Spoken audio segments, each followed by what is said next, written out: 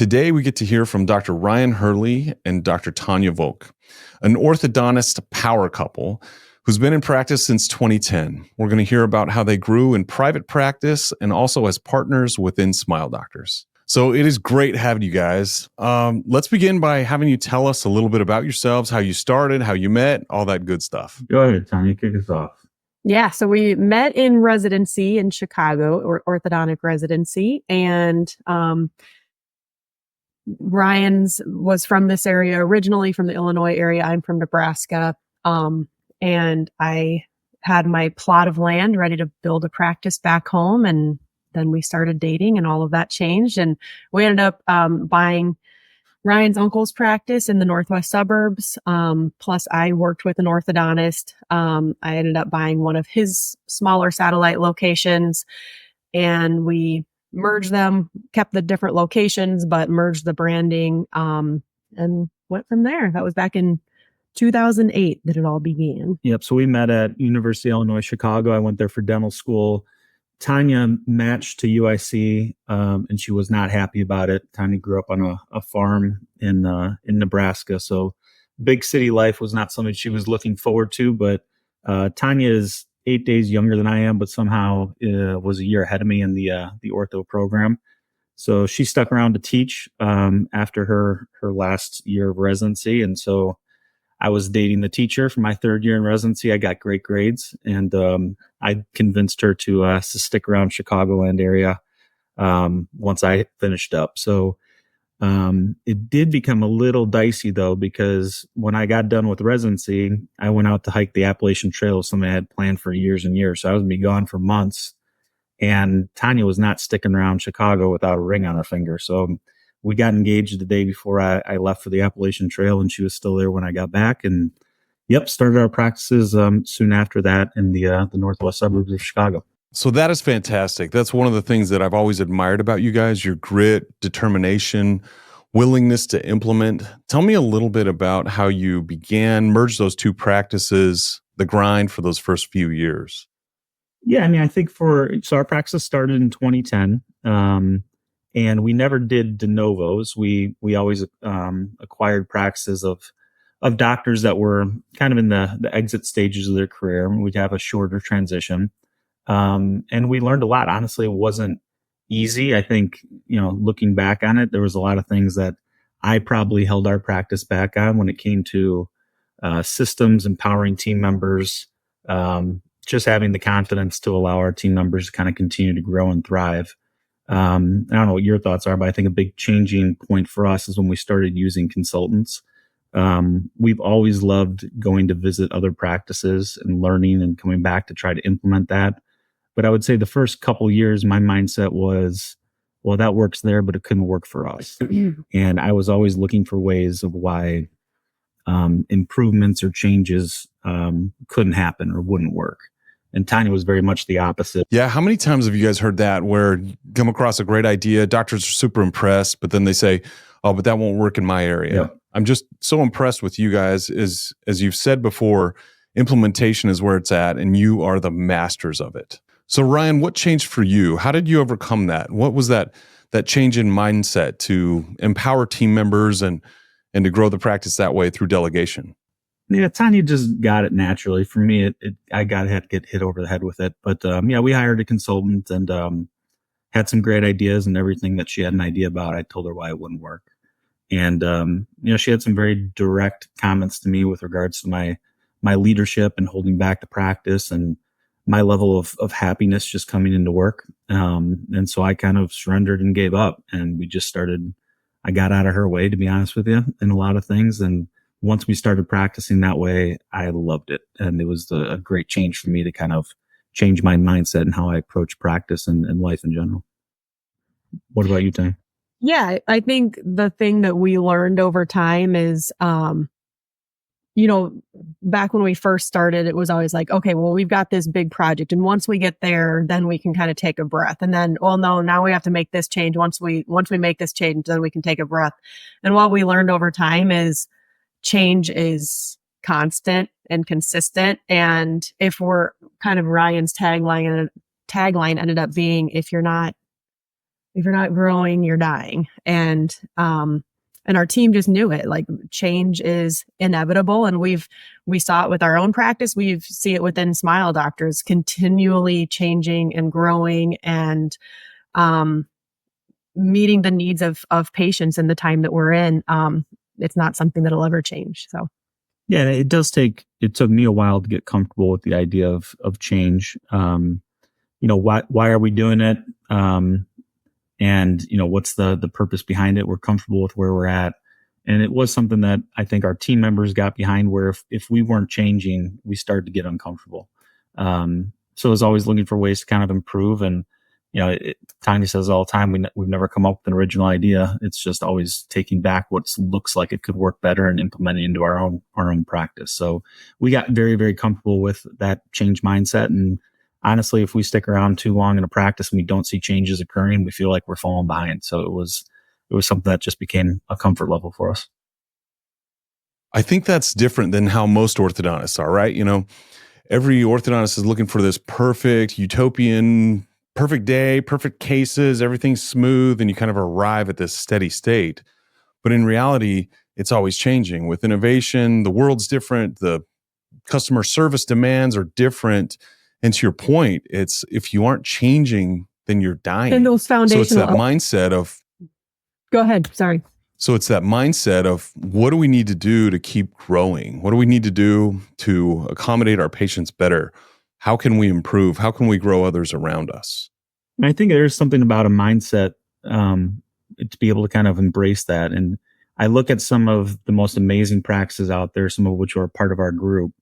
And the doctor leaders in those offices are never ones to look at and say that they're satisfied. The most satisfied orthodontists out there likely aren't doing the things that the ones that are looking at their practice critically are doing to kind of advance it. So, seeing these amazing practices where the doctors say, yeah, but we're not good enough here, or we're not good enough there, or I want to figure out a way to make this better.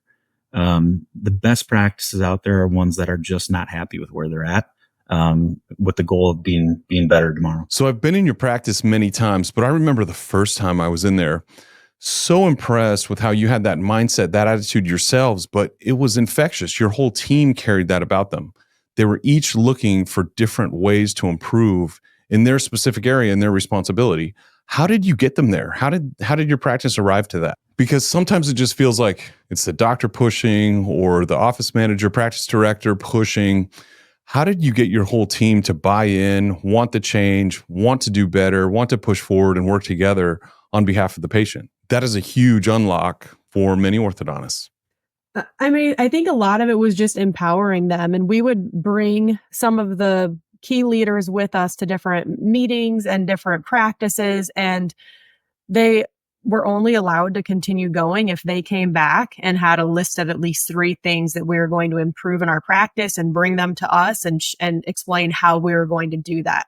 And if it was a great idea, we did that. And so really it was the team in many cases who were bringing these ideas and improving things, not from the top down, but from the team. And they were very empowered. If something wasn't working or a mistake was made, how do we prevent that from ever happening again? Bring us the solution and let's roll it out. And so they were always looking for ways to get better.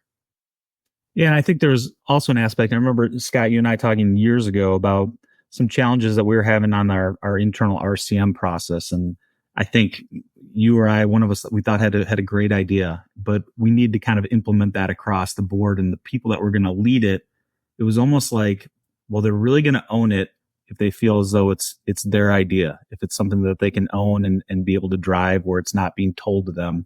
And it was, and you very masterfully kind of had this conversation and kind of led them to the idea of where you wanted to go, but let them feel as though it's something they had ownership of. It was their idea and they were vested into it. So, our practice has gotten to the point where we are there to serve our team members and get out of their way and support them and remove roadblocks as to what their mission is. And their mission daily is to make sure it's the best patient experience, that they're truly engaging with their community, and that they're the best version of themselves for their other team members. And once you get to that point, all we are there to do is facilitate and help encourage their vision of the practice. But it's gotten to the point where it's not our vision. That team drives that practice. And what we've seen over time is that, there's days that we're not in the office, and that practice continues to drive forward because, what was kind of established with regards to who drives that practice, it's beyond just Tonya and I. Wow. That is exactly what I'm talking about. There's orthodontists who are doing so much. They're carrying all the burden, doing all the things, spinning all the plates, and in every direction. They're literally redlining. But for you guys, you had it different. You delegated to your team. They were each there. It was like this beautiful chorus together, working seamlessly in order to deliver the best possible customer service, patient care that you could do. So how have you done that? How did you do that? In affiliations, a lot of people have questions. Well, what's going to happen to my team? Is it possible that they'll outgrow me, or they'll go somewhere else, or what can happen? How did you guys adapt that mindset of growth where they were going to go and grow personally and professionally, and then new ones would come on, yet you wouldn't have a decline in customer service or the standard of care and standard of results in the practice? Well, I mean, I think, part of the reason that we affiliated with Smile Doctors is that we did have a large team back in end of 2018 when we joined. And yeah, Smile Doctors has been a win for us, not only financially, but also from a standpoint of, how we balance our time and still being able to grow and advance the practice. But it also had to make sense for our team, for our patients, for our community. From a team standpoint, what we've seen is that as the organization has grown, every practice has some all-stars on their team. And I think one of the biggest challenges, but wins for us at the same time, was that when you see some, team members where the roof has been lifted off as to where they can grow to, now doing things with our affiliations team or centralized training support, whatever that role may be that didn't exist before, that they were able to kind of step up into, that was very fulfilling for us to see them take on these new leadership roles within the organization. At the same time, when you don't see that person next to you day in and day out, and no one has ever stolen from us, right? Like we encouraged that advancement for them in their careers. But, that's part of the reason that we look to do this, is that we wanted to make sure it was positioning others in a better spot as well. So it's been very cool to see that come to fruition over the past 5 years and seeing these team members grow to areas that they wouldn't have if it was just Hurley and Volk. Couldn't have said it better. That's awesome. So at some point, you guys had grown to this monster, multiple locations, multiple orthodontists. Was it even on your radar to partner with an OSO, or what was going through your mind at that time? No. So if you would have asked us 7 years ago, so we affiliated a little over 5 years ago, 6-7 years ago, if you would have asked us if we would join an OSO, we would have said absolutely no way. We loved, or I shouldn't speak for you, I loved where we were. I loved Hurley and Volk orthodontics and everything about it. But essentially, a few of our friends joined Smile Doctors, and we talked to them a lot, and they were talking about the advantages with it. And we went to a few meetings where a few really close, I would consider them mentors of ours, had joined, and we had dinner with them, and we were just talking through things. And it was after an Invisalign conference back in 2018, right? Mm-hmm. That we got on the plane and we were talking with each other. It's like, gee, do you think we should consider this? And both of us said, I think it's a no-brainer. It's where it's going, and we would rather help to lead it than to kind of sit on the sidelines on our own. And a year later, someone called us and asked if we regretted or had anything in our mind, wishing that we hadn't done it. And we had never talked about it before. And we both looked at each other and said, no,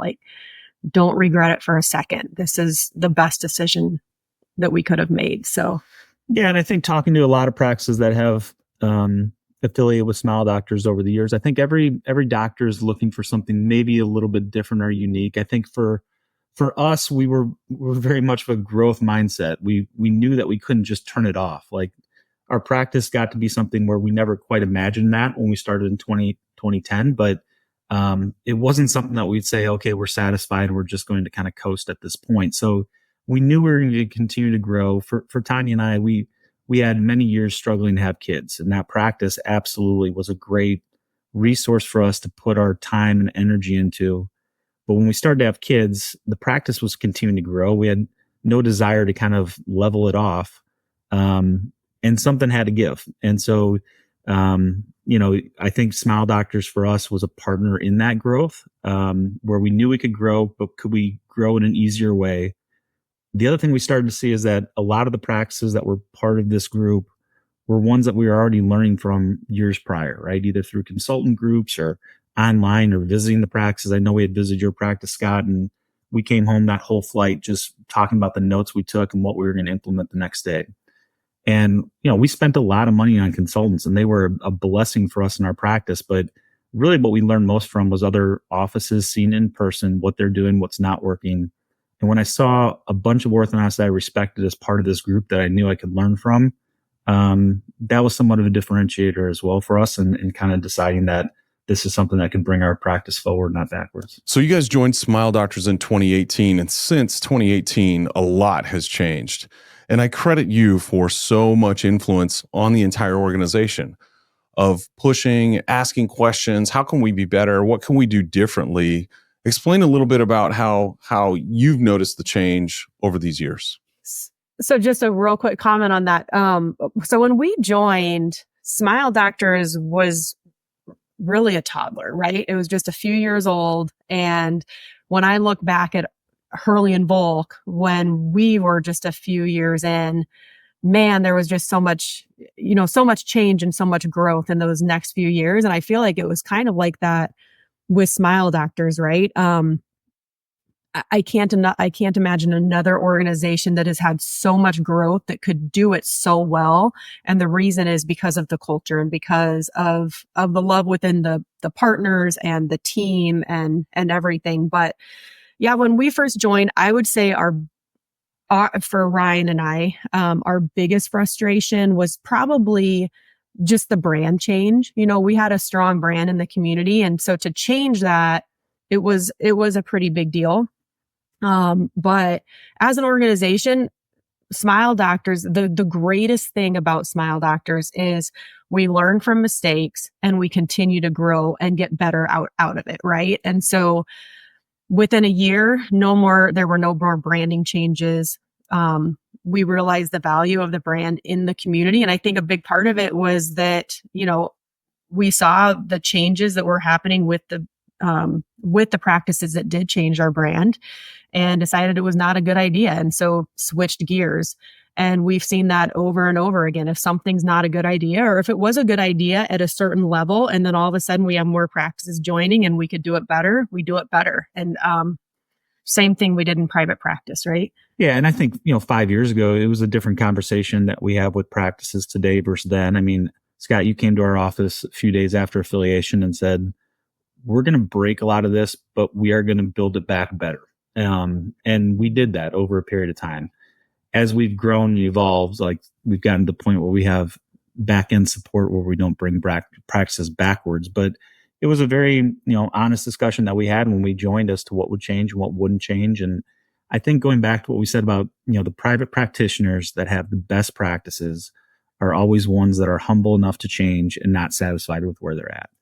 And that was present 5 years ago. And I would also say now you look at where Smile Doctors is today, 2 successful recaps, tremendous amount of growth, clearly the leader in the space. But there'll be tons of calls that you'll be on today, Scott, that I know Tonya will be on, that all our doctors discuss daily is what can be better. And so I think that humbleness still stays there. And I think it's what drives this company to be better year over year, is that we have doctors that, yes, we have amazing practices. We're doing a lot of things right, but we're focusing on the things that can be better. And so Smile Doctors will look different next year than it did this year. And I think that's how Hurley and Volk was each year as well, is that practice never looked the same year over year because there was that humbleness and desire to be better moving forward. One other mindset shift too that I think happened within Smile Doctors a couple times is a few years ago, when teams would come on, the branding changes is I think kind of where it stemmed from, is doctors would come on in teams and we would go in and say, hey, nothing's going to change. Don't worry. The problem is the best practices have continual change and they're always trying to learn and grow from each other. So I think that we've learned from that. It's like, okay, well, if you're going to if we're going to partner with, different people in Smile Doctors, the greatest benefit is the collaboration and sharing of ideas and continuing to get better. It's not to come in and say, now I'm not going to change anything. I'm going to do everything the way I have for the last 5 years. I mean, there's so much opportunity to learn from each other, and that's the best thing about it. I totally agree with you. And I think that mindset can apply to professionally in the office, but also personally. I have the most embarrassing story about that. Oh, I think I was a year into practice. So this was about 2010, maybe early 2011. And I had a consultant come in and kind of help me with how I was using my time, what I could do differently, how I could do it better. And I'm so embarrassed to say, so I think at the time my practice was doing a little over $2 million. So it was fine. I was doing okay. I'd doubled the practice. So I thought it was just big hot stuff. And this guy was asking me, what can you do different? Well, where do you spend your time? What can you do? And my answer to him, because I already knew I couldn't get any better. I told him, yeah, there's no possible way. I am at capacity. I'm doing the greatest I can. And there I was, just wanting help, but yet refusing to hear what he had to say. I look back and I'm super embarrassed by it because, under that mindset, that closed mindset, I couldn't do anything different. And it wasn't until I got out of my own way, empowered other people to then do more work and focus on what was important and push the ball forward that way, that then we began to grow like crazy. And we grew it from 2 million to 10. Once I was able to figure that out, that I was the roadblock, I was the problem, and I needed to think differently in order to achieve greater. Yeah, I appreciate that story, and I can relate to that a lot. I think a lot of orthodontists can. I do think when you get that level and look back, you say that was humbling, but it was also very liberating too, with regards to how the practice then operates, no doubt. Oh yeah, I could never go back. I mean, to go back to redlining and spinning all the plates and just having it all fall on me. Oh, it was crazy. I would never do that again. And I wasn't even doing them that well. I mean, there are people who are so much better skilled at these things. And when we delegate to them, they find that passion. They're going to push the ball forward incredibly well, way better than I thought they could, and way better than I ever would. And so with that, we accomplish so much more. I often use the analogy, would you rather have the strength of 10 men, or would you rather have 10 men together working for you? And the answer is obvious. We'd much rather have 10 working for us versus the strength of 10. We can get so much more done in all sorts of different areas. It's only so much time in the day. Mm-hmm. So when you guys joined, you knew a little bit about what practice might be like, what it was like in an OSO. We prepped you as best we could, but there was still a lot that you didn't realize, a lot that you didn't know. Give us some examples of some things people should ask when they're considering to join with an OSO. What do they need to know? I would say the first thing, and this is what I say to doctors when I talk with them, is it's kind of like when we would have a consultant, and we didn't have a consultant, and if we weren't willing to change and to take the things that they were saying and improve, right? Why are we going to pay somebody to come in and try to help us and then say, no, we're not going to do any of it? Same thing with Smile Doctors. We have an amazing group of partners who just have so much to offer. So coming in with the mindset of, I am going to learn from others. And if I see things that can be improved, I'm going to voice that so that we can all grow as an organization. If people come in with that mindset, they will love it, because there's just so much collaboration and learning opportunity here. So that's number one, I would say. Yeah, it is a culture of collaboration, but it comes from all practices. And I think it's interesting when, we had, Ben and Amanda come out for Fishbein Orthodontics a few years ago. And look, I mean, there's a lot that we can learn from Ben and Amanda, and we have over the years implemented a lot. But I was amazed seeing them, who I look at as everything figured out, taking notes of things that we're doing.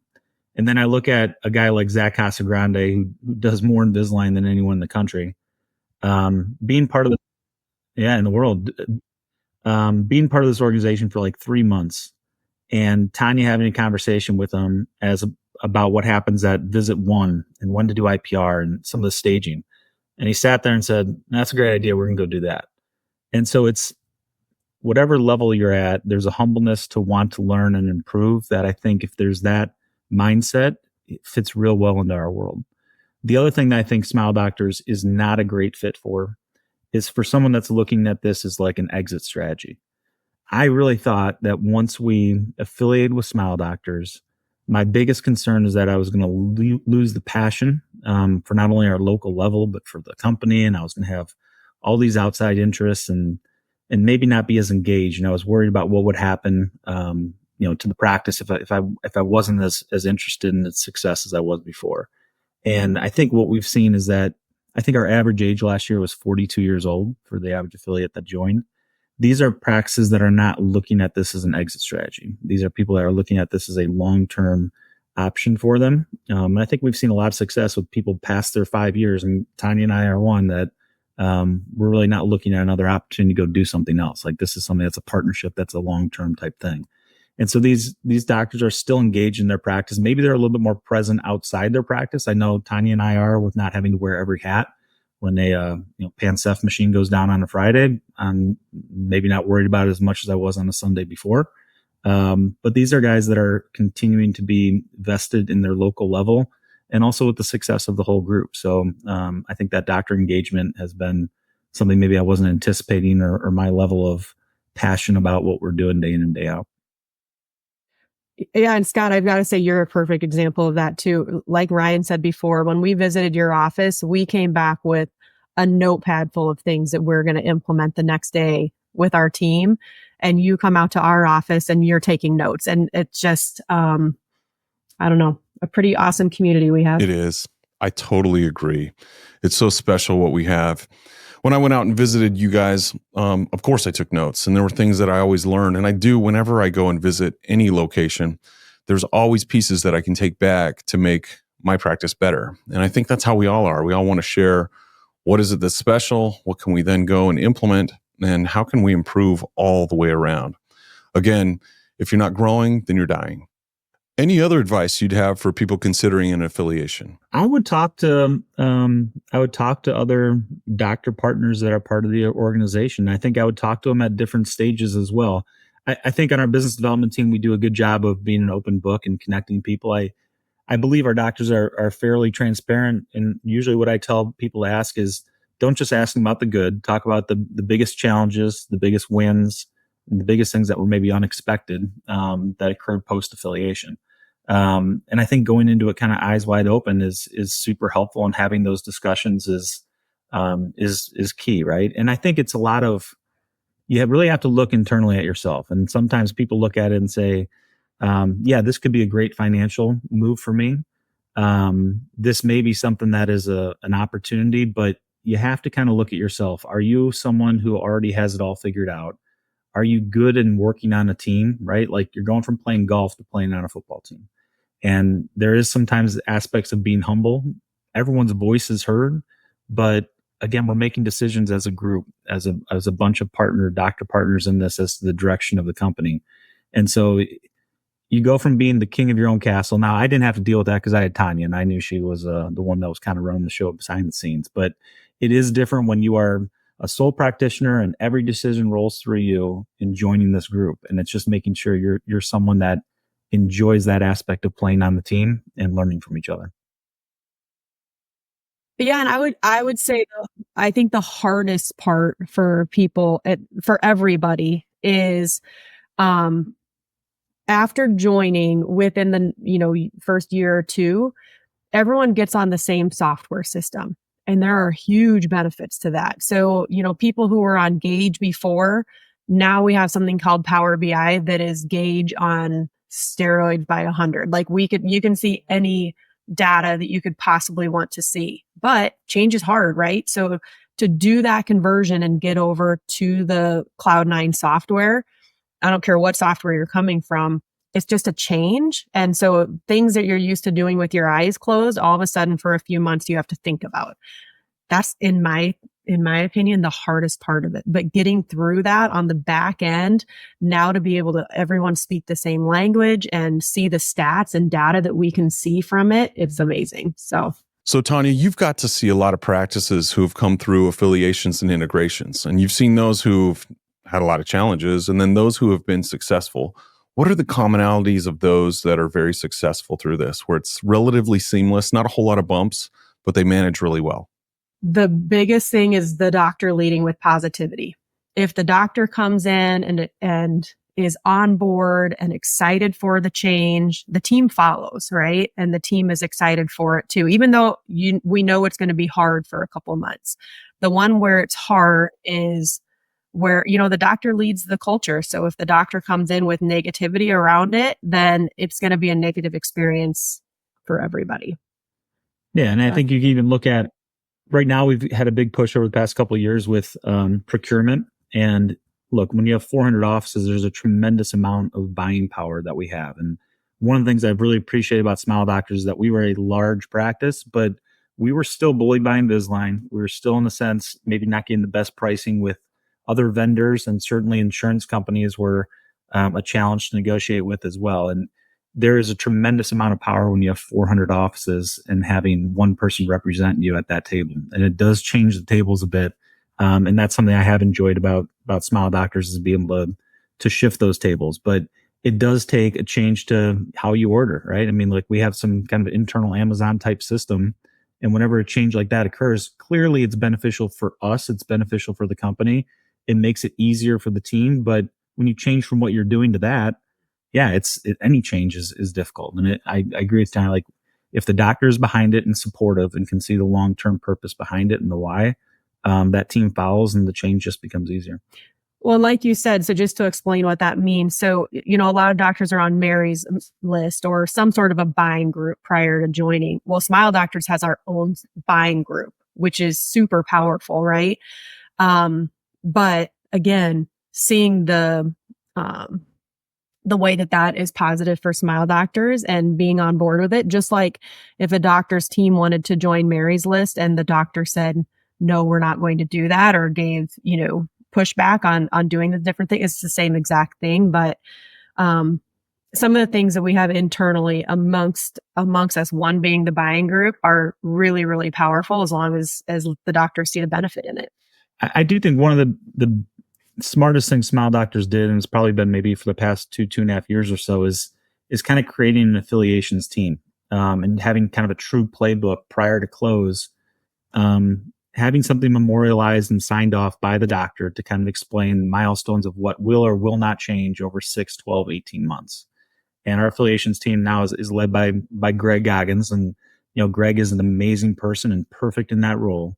But compared to kind of like when we affiliated 5 years ago, where it was like, rip the Band-Aid off and we'll build it back better, this is very much of a customized approach. Not every practice is looking for support in the same way. And that's been a big shift for Smile Doctors over the past 3 to 4 years, I would say.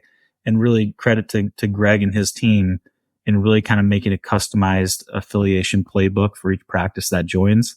I think that's been an awesome change for us as an organization. I agree. Dr. Goggins is phenomenal, and he's gotten to see so many practices through affiliation, to get in there with his wisdom and understanding and really work, shoulder to shoulder with those practices as they're going through some change.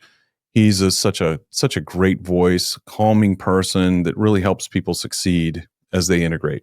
Ryan, you've had an opportunity to talk to a lot of different doctors who are considering affiliation. What are some commonalities or similarities for those where it's just not a fit and it's not going to work out? Yeah, I mean, I think it's a great opportunity for a lot of practices. I do think it's smart to kind of kick the tires. I think that's where Tonya and I started in our journey to join Smile Doctors. Was we just wanted to see kind of what was out there. And, you see a lot of things posted online with people that aren't part of the group that make assumptions as to what it is without.